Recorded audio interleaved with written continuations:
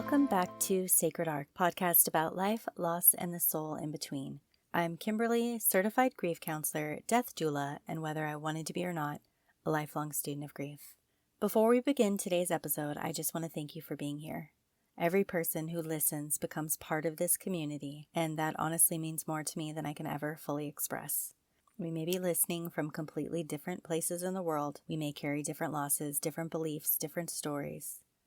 But there is something that connects us here. We have loved, we have lost, and somehow we are learning how to live alongside what changed us. Your presence helps keep this space alive. If Sacred Arc has become meaningful to you, you can support this community by following the podcast, sharing an episode with someone who might need it, leaving a review, or connecting with me on social media at Sacred Arc Podcast. And if you feel called to work with me or just say hello, you can reach out through the contact link in the bio. Thank you for bringing your story into this space and for sharing your beautiful energy with me. Take a deep breath in, settle in, and let's begin. In today's episode, we'll be talking about anticipatory grief, the grief that can begin before a death actually happens. We've talked about anticipatory grief before when we explored the different forms grief can take, but today I want to slow down and stay with this one, because anticipatory grief is not just a definition. It's an experience all its own, loving someone who is still here while beginning to understand that you are going to lose them. We'll be talking about terminal illness, caregiving, fear, guilt, relief, uncertainty, and the emotional experience of watching someone you love decline. If you are currently caring for someone who's dying, or if this is a subject that feels especially close to the surface today, please listen gently. Pause if you need to, come back later. Take care of yourself in whatever ways allow you to stay present without becoming overwhelmed. There is a kind of grief that often begins quietly, before the funeral, before the phone call, before the final breath. Sometimes grief begins the moment a doctor says there is no cure. Sometimes it begins when treatment stops working. Sometimes it begins when someone you love starts forgetting your name. Sometimes it begins when their body starts changing in ways you can no longer ignore. And sometimes it begins long before anyone else even realizes that you're grieving. This is anticipatory grief. And I think it's one of the most misunderstood kinds of grief we experience because the person is still here. So how can you possibly be grieving them? That question alone can make people feel guilty. But grief doesn't wait for death. Grief begins when we understand that something we love is changing in a way we can't stop. Anticipatory grief can happen with terminal illness. It can happen with dementia. It can happen when someone's body is failing. It can happen when a diagnosis suddenly divides life into a before and an after. And it can happen when the future you imagined with someone begins disappearing while they are still sitting beside you. That is one of the cruelest parts of it, because you're still loving that person in front of you, and at the same time you're grieving everything you already know you're going to lose.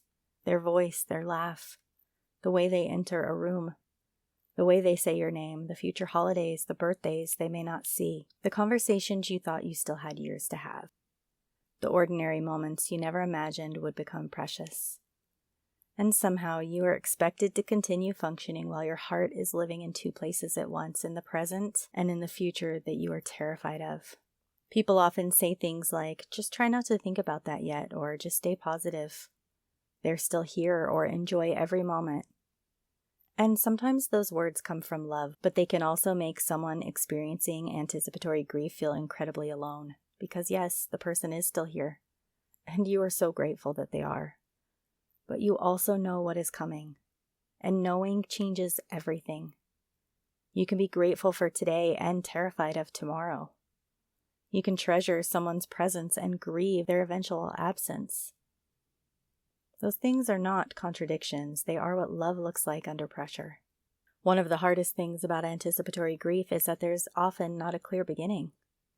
Maybe you're sitting in a doctor's office when someone says the word terminal. Maybe a scan comes back. Maybe hospice is mentioned. Maybe the person you love stops eating. Maybe they begin sleeping more. Maybe you notice they are not themselves anymore, and suddenly, without anyone announcing it, you realize, I am losing them.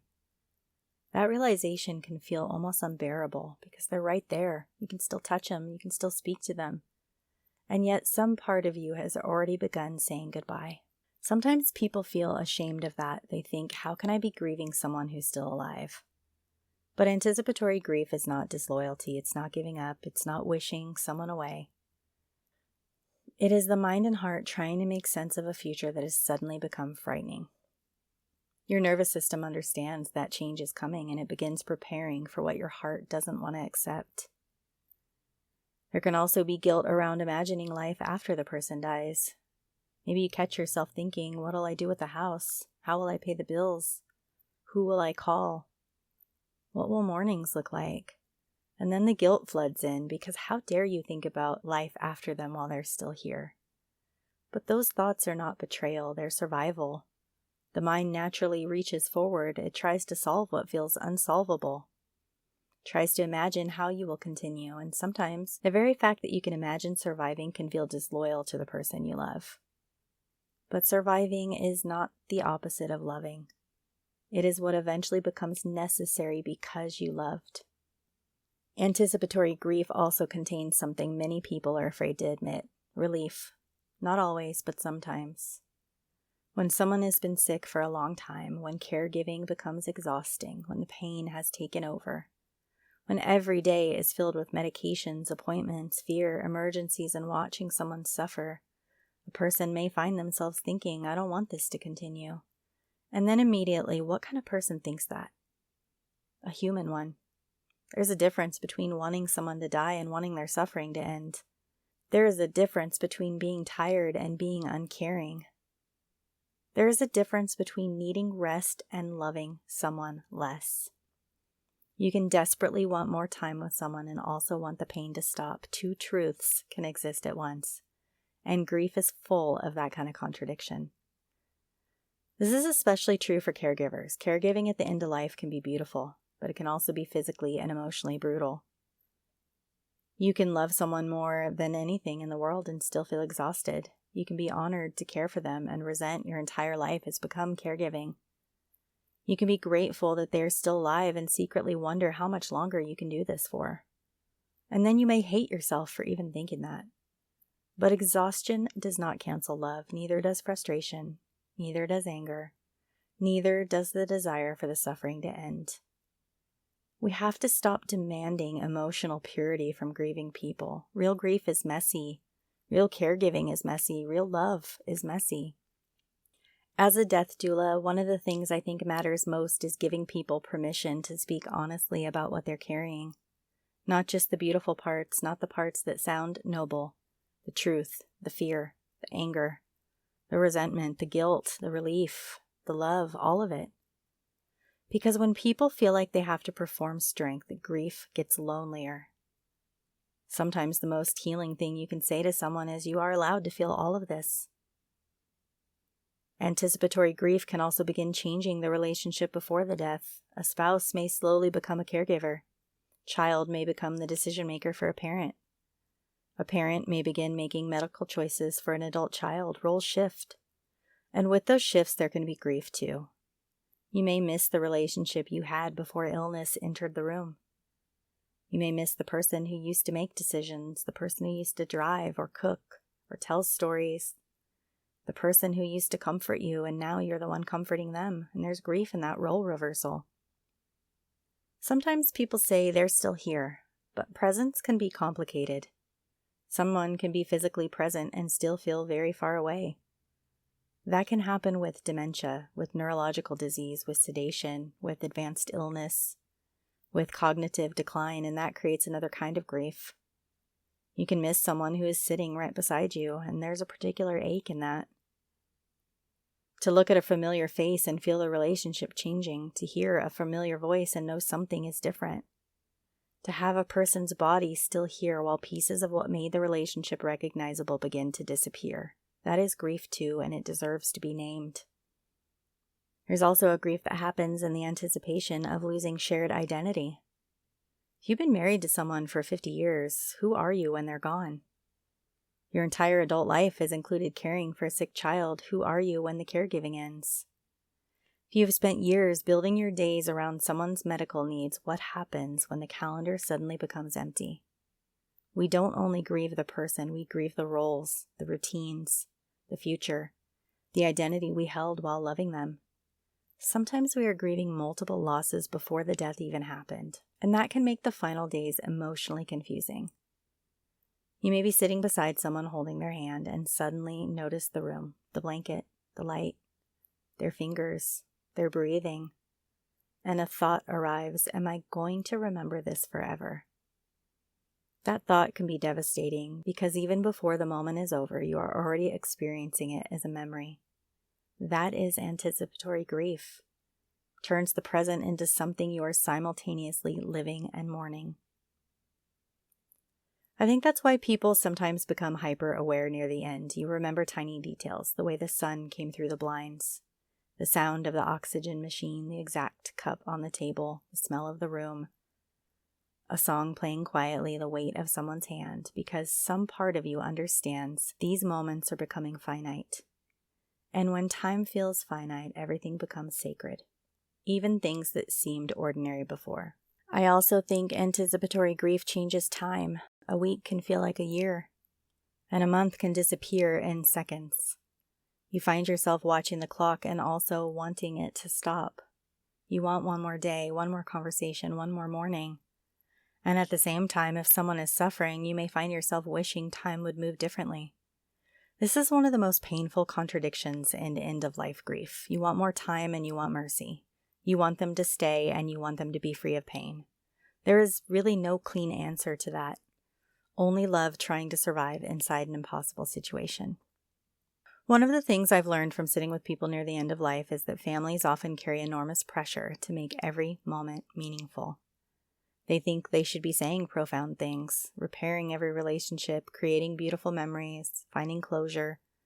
But sometimes the person is tired. Sometimes the family is tired. Sometimes no one has anything profound to say. Sometimes everyone watches television. Sometimes somebody eats a sandwich. Sometimes someone even falls asleep in the chair, and sometimes the sacred moment is incredibly ordinary, and that is okay. You don't have to turn someone's dying into a perfect story. You don't have to perform closure. You are allowed to simply be there. People also worry about saying the wrong thing. What if I upset them? What if they don't want to talk about dying? What if I make it real by mentioning it? But death does not become more real because we name it. Sometimes the dying person already knows. Sometimes they're waiting for someone to be brave enough to talk honestly. This doesn't mean forcing a conversation. It means creating room for one. You can ask, is there anything you want to talk about? Is there anything you're afraid of? Is there anything you want us to know? Or is there anything you want me to help with? Sometimes the answer will be no, and that's okay too. A death doula's role is not to pull meaning out of someone. It's to accompany, to listen, to witness, to help people feel less alone in a process they can't control.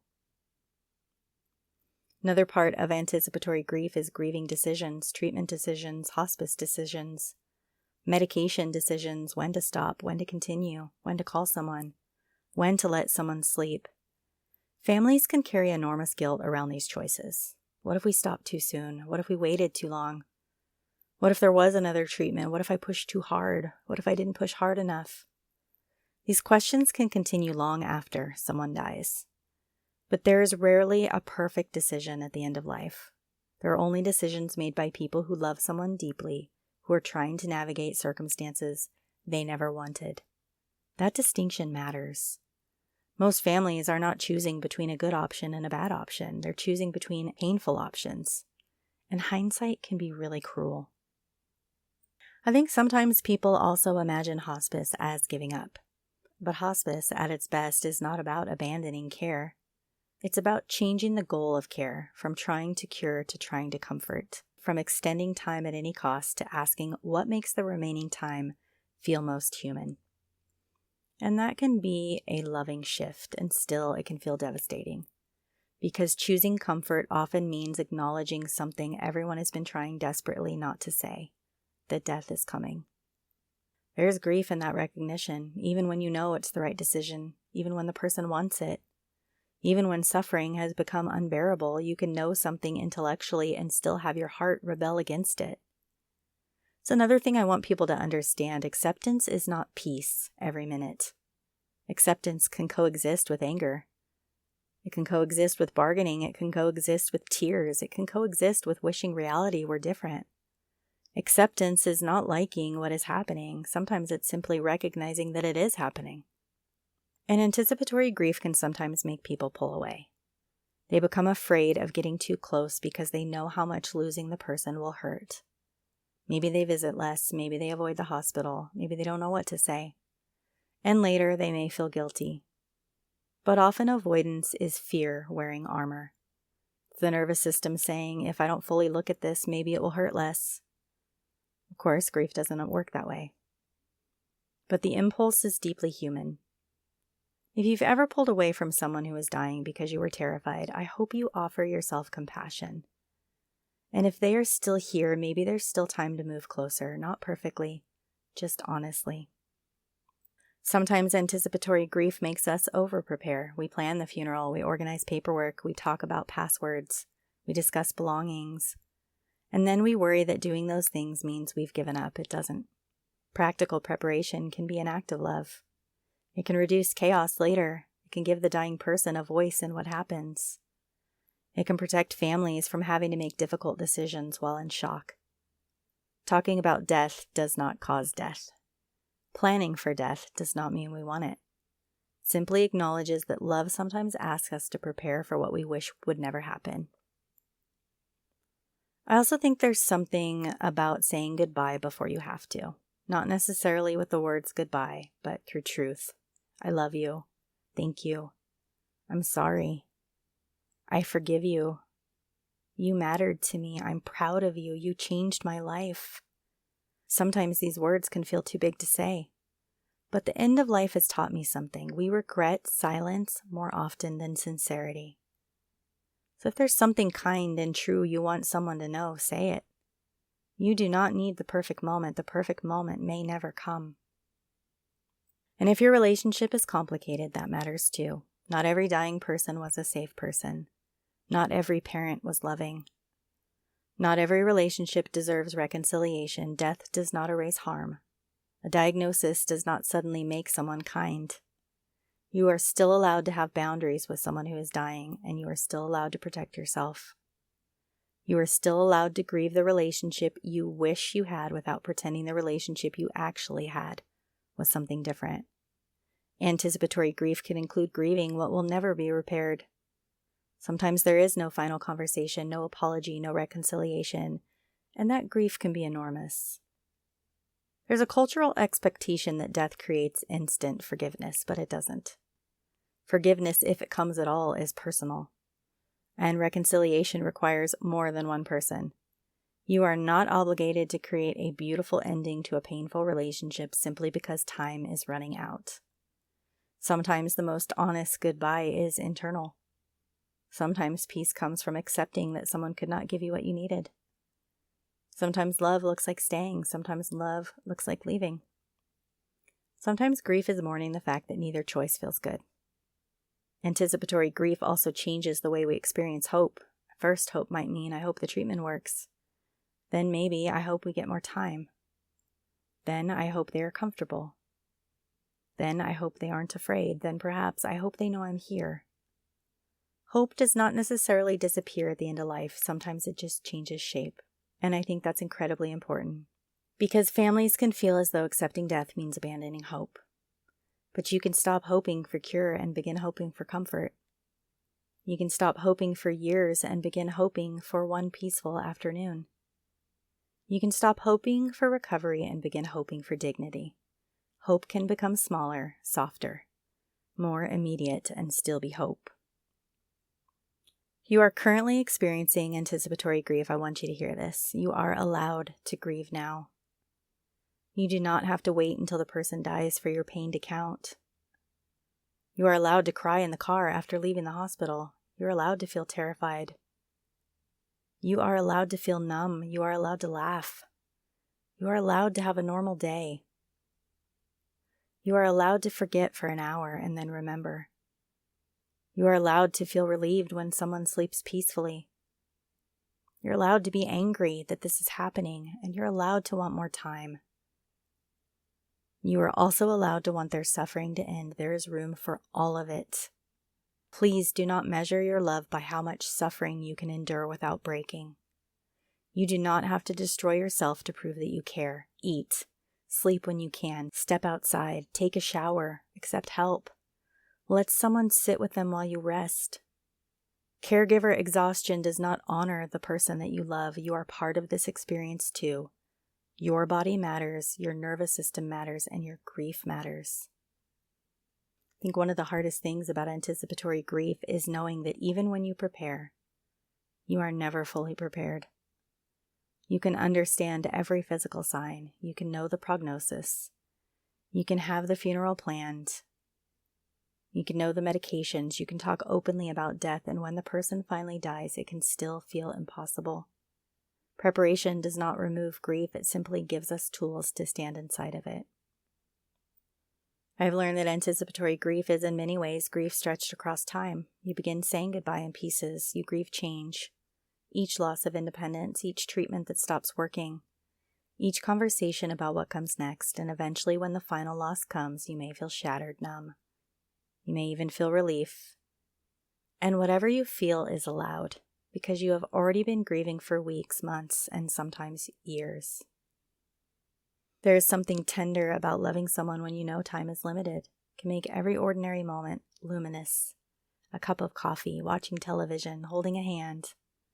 Sitting in silence, you begin realizing this is the life, this is the memory, this is the thing I'm going to miss. And that realization can be unbearable, but it can also be clarifying. You do not need a perfect final chapter. You need presence. You need truth. You need permission to love the person who is still here without denying the grief already beginning inside of you. Maybe anticipatory grief is not a failure to stay present. Maybe it's what happens when love understands that the present is becoming precious. Maybe your heart begins grieving because it understands the value of what it's about to lose. Maybe this is why it hurts so much, not because you're weak, not because you're pessimistic, not because you've given up, but because you love. If you are sitting beside someone who is dying right now, you do not need to know how to do this perfectly. You don't need the right words. You don't need to be brave every second. Hold their hand. Tell them the truth. Ask what they need. Let them rest. Let yourself rest. Let the moment be ordinary if it's ordinary. Let it be sacred if it feels sacred. And if the only thing you can manage is, I'm here, that is enough. Sometimes our presence is the greatest gift we can offer. And if you're listening after the person has already died and you're remembering those weeks or months beforehand, maybe you recognize now that you were grieving long before you called it grief. Maybe you understand why you were exhausted, why you cried at strange times, why you felt detached, or why you planned ahead, why you wish sometimes it would all end. Please be gentle with the version of you who is trying to survive that uncertainty. They were carrying more than anyone could see. Anticipatory grief taught me that sometimes goodbye begins before we ever say the word, but it also taught me this. Knowing something will end does not make the love less real. It makes the love visible. In the hand you hold, the blanket you adjust, the medication you remember, the story you listen to for the 100th time, the quiet room, the final ordinary afternoon. Love does not wait for death to become sacred. It already is. Maybe that is the invitation of anticipatory grief, not to live as though death is not coming, and not to live only in fear of it, but to love the person who is still here, while allowing ourselves to grieve what is changing. Both can exist, both are true, and both belong. Before we close today, I want to invite you to close your eyes and place one hand over your heart and one over your stomach as you settle into a nice grounding position. Take a slow breath in through your nose and a nice gentle exhale through the mouth. Thank you for allowing me to sit with you in this conversation today. If you are currently walking through anticipatory grief, I hope you remember you do not have to carry every emotion beautifully. You are allowed to be human inside of this. And if someone came to mind while you were listening, maybe today is the day to make the call. Sit beside them, say the thing, or simply remind them I'm here. This has been Sacred Art. Thank you so much for listening, and I'll meet you again in the space between.